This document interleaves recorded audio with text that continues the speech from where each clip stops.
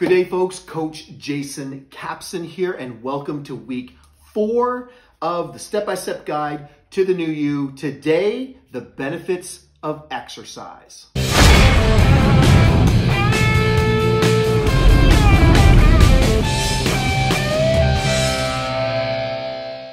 The benefits of exercise. So this is one that is near and dear to my heart. I have been in the fitness industry for over 30 years. I actually started in high school. I had a teacher that was very influential in getting me into the gym. His name was Mr. Harris. He was my homeroom and English teacher. He was absolutely incredible. And he was a gym guy. He loved the gym. He loved working out. I was an athlete. I played football, basketball, volleyball, soccer, wrestling. I was in all the sports in high school, but I was a beanpole. I was about 6 feet tall and roughly 150 pounds. So I was a very lean. I was little. I was little for 6 feet tall. And he thought that in order for me to be better, that, going off to university, I had mentioned to him that I might want to try out for football because I was a wide receiver, and I thought, that was going to be a good path. But I was little, like I said, for high school, being 6 feet tall, 150 pounds, and a wide receiver, that's okay. But at university level, that's not okay. I would have been crushed. And I was crushed. I tried to walk on at St. Mary's University at a time when St. Mary's University was winning national championships. It was ugly. I went out for one practice, and that was the end of that. And then I went into the gym and started putting on muscle. So Mr. Harris got me into the gym, but I was always into exercise. I think the first sport I was in was soccer, and I was probably 5 when I started playing soccer. And then continued playing soccer as I got a little bit older. I was in gymnastics. I was a break dancer. I was in dance, if you want to call that a sport. I consider it a sport because anything that helps you with your balance, with your coordination, with stamina, some of the best dancers in the world are incredible elite athletes. Let's just put that right out there. I know that to be a fact. But I was in dance. I was in martial arts. I was in wrestling. Like I say, I played basketball, I ball hockey. I never got into ice hockey. I did when I was very, very young, but then broke my leg skating, and I never really played hockey at any level. I loved playing street hockey and was pretty good at street hockey and ball hockey in high school. But my main sport growing up was wrestling first. I went to the nationals in wrestling. And then I was, football was definitely number 2. And then basketball, volleyball, and any other sport that I could play. I loved playing sports. I was very athletic. But I started getting to the gym at university, and just that became martial arts and the gym, weightlifting, resistance training, and bodybuilding became my go-to after that, after sports kind of went away. And injuries started to happen, especially with martial arts. I tore my ACL. I had back problems, I had knee problems, I had shoulder problems, I had wrist problems. I had all the problems. And I've torn every muscle in my body, broken a few bones. I've had it all. But exercise was the key to getting me through life. Exercise in the gym. And those of you that know my story, have read my book, you know that the gym literally saved my life over and over and over. And the gym became a sanctuary for me. It helped me mentally as well as physically. But the benefits of exercise, I cannot emphasize enough how important daily exercise is for your mind and also for your body. So who and why? All that kind of stuff with regards to exercise. Who? Everybody. Everybody on the planet needs exercise. And I don't care what it is. It doesn't matter what you do for exercise. It matters that you're moving your body. Why? Why should you be exercising? Well, there's a million reasons why. I'm going to give you a little list, but there is a million other reasons. But the most important one right now, especially that I emphasize more than anything, is the release of endorphins. It releases great endorphins. It makes you feel better mentally. And that mental release is really, really important. I cannot emphasize why, and the link between mental illness and physical activity has been demonstrated. It has been proven time and time and time again. If you want to feel better mentally, if you want to help fight depression, help fight anxiety, help fight all kinds of mental illness. Exercise has been proven very effective. Get into exercise, get into movement. And again, I don't care what it is. It doesn't necessarily have to be the gym. Sometimes I hate the gym, but I do it because I know it's good for me mentally. Release those good endorphins. Try to do that on a daily basis. It gives you more energy. The reason I have the energy that I have, and everybody's always commenting on my energy,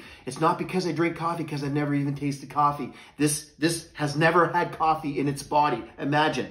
This is from exercise. Exercise gives you energy. Now, obviously food plays a key role in that as well, but exercise is the key to more energy, better cardiovascular health.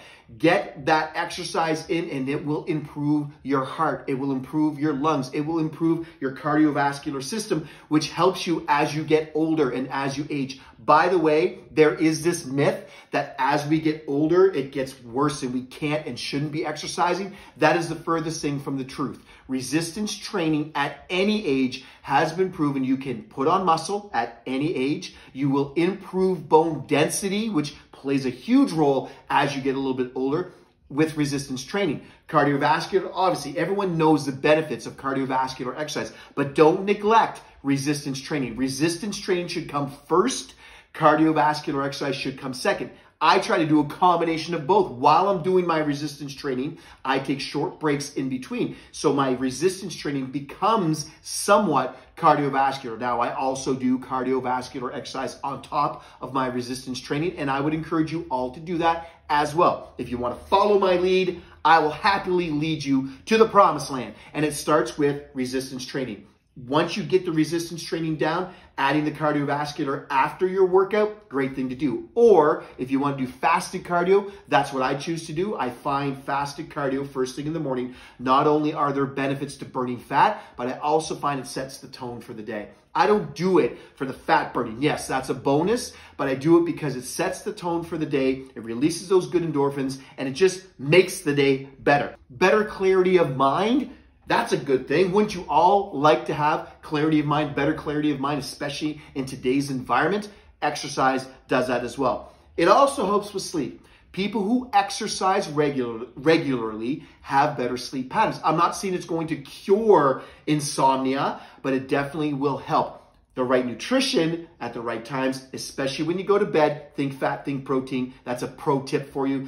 Think fat and protein when you go to bed. At nighttime, eat proteins and eat healthy fats. Before you go to bed, it will help you sleep much better than eating carbohydrates. If you're eating carbohydrates before you go to bed and wondering why you can't get to sleep and wondering why you're restless all night, get rid of the carbs. Carbs are energy source. I'm not saying get rid of carbs any other time during the day. Get your carbs in the morning, get your carbs in the afternoon, get your carbs in at night, pre-post workout, doesn't matter. But before bedtime, a couple hours before, proteins and fats. Helps slow digestion, builds and repairs. That's what you want. Trust me when I tell you this. This isn't coming from me. This is coming from anecdotal evidence from thousands of clients. We've tried it. I've tried it. A whole egg omelet, absolutely magical before you go to bed. Just throwing that out there. Little nutrition mixed in with the exercise. But exercise does help with sleep. Trust me when I tell you that. Get that exercise in. If you're not into the gym, I keep talking about, exercise and what I do. I don't want you to do what I do if you don't want to. I'm just saying that what I do is the best way to do it for sure. I just find that the resistance training helps build bone density, helps build muscle mass, helps increase fat burning, cardiovascular mixed in with that. I'm just at an age now where what I do is designed for a few things. I do want to improve my health first and foremost. I want to improve my mental health. I want to improve my cardiovascular health. Yes, I want to have a good body. That's for sure. I want to look good. I want to feel good because when you look good, you feel good. There's that connection too. But I also believe that the way that I'm doing it with those endorphin releases and the way that I do exercise now is it prevents injuries. I just find that there's a lot of people that at my age especially are still trying to do sports and activities that you are at a higher risk of injury when you do those things. I prevent injuries at all costs because I've had them all, and it is no fun because when you're injured, guess what? You can't train, and I need to train for my head. So I try to do what I do to prevent injury and to get my life, help me to live a longer, healthier life. That's why I do what I do. But find movement that you love. And again, I don't care what it is. If you are into yoga, do the yoga. If you're a CrossFitter, do the CrossFit. If you're a runner, do the running. Now, I will say this. I have a lot of friends that are CrossFitters. I have a lot of friends that are runners. And I get it. I get the runner high. I get the endorphin release. I get the camaraderie at CrossFit. I get that fellowship. I understand why people love it so much. But I have never met a single person in my life who loves running and who loves CrossFit and who quits because they want to. They quit because they have to. They quit because the doctor said to them, you're going to wreck your body if you keep doing this. Most of my friends that are a little bit older who continue to run have back problems, ankle problems, knee problems, all kinds of issues from that activity. It's not me saying that, it's just a fact. Same with CrossFit. There's a reason that CrossFitters stop. They don't generally stop because they want to. It's the same with me. When I stopped martial arts, it's not because I wanted to stop martial arts. I did martial arts for 23 years. I loved it. I stopped because my body told me to. I stopped because I was so injured and so beaten up that I had no choice. The same thing goes with those types of sports. I prefer doing resistance training, doing it smart, doing it with moderate weight, perfect technique, and perfect tempo. That way I'm building muscle without risking injury. I'm building bone density without risking injury, and I'm getting that cardio in as well. But find something you love. Huge fan of yoga. If you haven't tried yoga, do some yoga. It's great for centering. It's great for your core. It's great for your mind. It's great for your spirit. And it is a lot harder than people think. So do some yoga, but find something that you love to do and do it regularly. Focus on the movement every day, not the amount or type of movement. A lot of people get into this whole mindset of it's got to be all or nothing. If I can't set aside an hour aside for my exercise, I'm just not going to do anything. And if I can't do it hardcore, I'm just not going to do it. I think I explained this in one of my past videos, but I have cables, bands all over the house. And when I'm working here at this area, every 15 minutes, every half an hour, every hour, I get up and I go over to the couch where I've got a band wrapped around the leg and I do curls and I do lateral raises and I do upright rows. I do exercise. I move. And by the time the day is done, I have gotten 100 reps in. That is better than nothing. Some days that's all I get in because it gets so busy. But something is better than nothing. Don't get into this mentality that you have to have an hour. You got to have a full gym. You got to have this. You got to have that. You don't. You don't need a membership anywhere to get up and go for a walk. You don't need a membership anywhere to get up and do some air squats. You can do exercises from the comfort of your own home with no exercise equipment. It takes a mindset, and it takes will, and it takes consistency. That's all. Next point, be consistent. It's not about, again, setting a target and making sure I'm going to train Monday, Tuesdays, Thursdays, Fridays. That's what I'm going to do. It's not about that. It's about finding a time that works for you. And by the way, what's the best time of day to train? The time that you enjoy it. If you like training in the morning, train in the morning. If you like training at night, train at night. If you like training in the middle of the afternoon, go for it. But be consistent. The most important part is the consistency. It doesn't have to be an hour, an hour, an hour, an hour. It can be 15 minutes and then an hour and then 45 minutes and then it doesn't matter. But be consistent with the actual exercise. It doesn't have to be consistent with the rep scheme or the timeline or none of that matters. What matters is that you're doing it. Because again, there are benefits to that mentally. So be consistent. Make it a priority in your life. Cannot emphasize that enough. Make it non-negotiable. If you really want to change your life, if you want to really be the best version of you, you've got to make it a priority. People are always asking me, Jason, what's the secret? How can you stay so disciplined? How do you look like you do at 50 years old? How do you, I don't have what you have. Yes, you do. Everybody has what I have. There's nothing special about me. I have just chosen to make this a priority in my life. I've decided to make eating healthy a priority. I've decided to drink the water. I've made this a priority. And the exercise, it's a priority in my life. There are other things that I have going on in my life, believe it or not. I've got a job full-time. I've got businesses on the side. I've got children. I travel. All the things that I hear from people, all the excuses, I've lived it. I've got as many excuses as the next guy. And trust me, it's not always perfect, but it is a priority.